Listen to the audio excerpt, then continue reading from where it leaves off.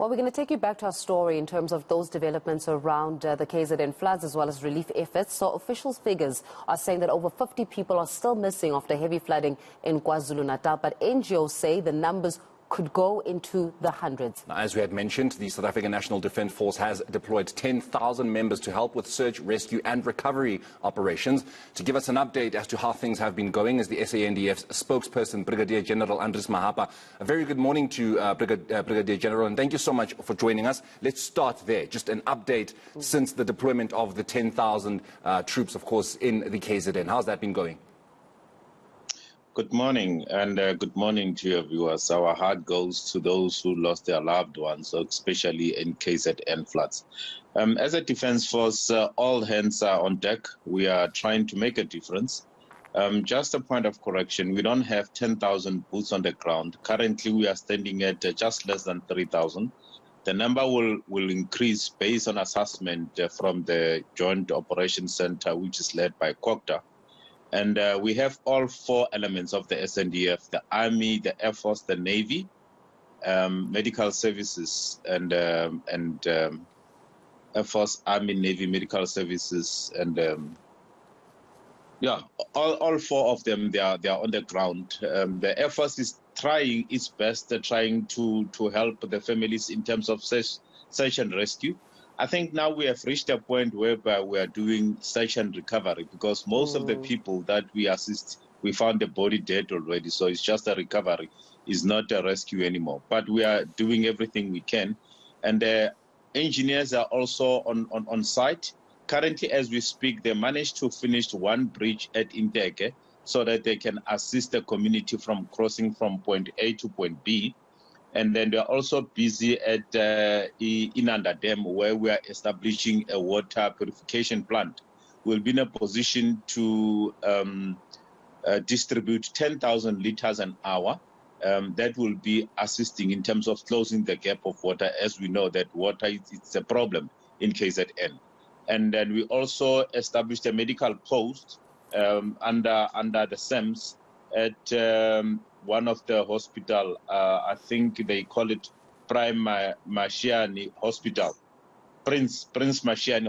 We have established a medical post so that we can assist the medical personnel, so that we can relieve the strain in terms of number of people who have been rescued to be attended by the medical professional.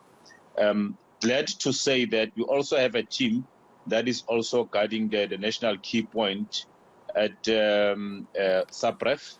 So that is also another milestone that we are doing, apart from assisting the members. So with less than 3,000, and then it will increase, because every morning we have what we call Joint Operations Center, where we do an assessment and we see where we need more numbers of personnel. Once that is established, then we activate joint operations, then joint operation release the members to be on the ground as in yesterday. So we are doing quite well as an SANDF in cooperation with other stakeholders, because we are not the lead agent here. It's unfortunate that we have to find ourselves in a situation like this. But as a SANDF under operational chariot, we do everything we can with the limited resources we have. Remember, we are overstretched. We are internal and external. But yes, we cannot complain. This is our duty as SANDF to assist the people of South Africa.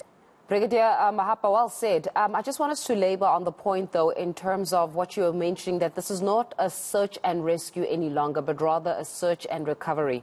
We were reading in that intro saying that the figures are looking as though over 50 people which are officially missing in the heavy flooding. Through your integrated operation, as you said, under Operation Chariot, how many people can we actually say are still missing? Sure. That's a very difficult question, because remember, some of the family members have not come forth. So this is a day-to-day operations. Other members, they come report on daily basis. Others, they don't report, with the hope that they'll find their loved ones. You know, it's very difficult to just accept that my loved one is gone. You just keep on hoping that, no, that my family member will appear. So the number will increase as the days goes by.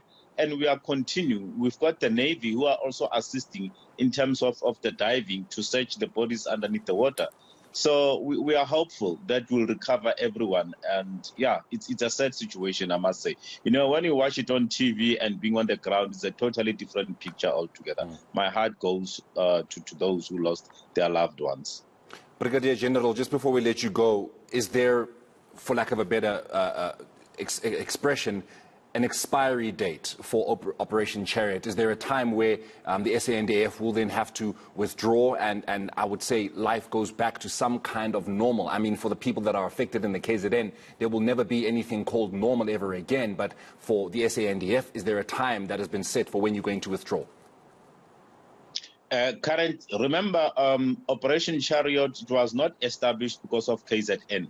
Operation Chariot is code name that has been continued before the flood of KZN. So there's no operation date or timelines for it. We'll continue with this operation, whether we ceased in terms of assisting KZN members affected by flood, but the operation will still continue in terms of assisting other government departments as well. Brigadier, very quickly, how are you doing on resources? Do you guys still have resources?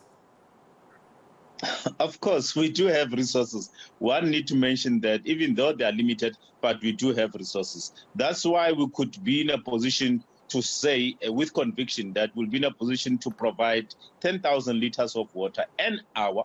We have all our constructions machine there, trying to rebuild the bridges, trying to resuscitate the economy of KZN. Resources we do have.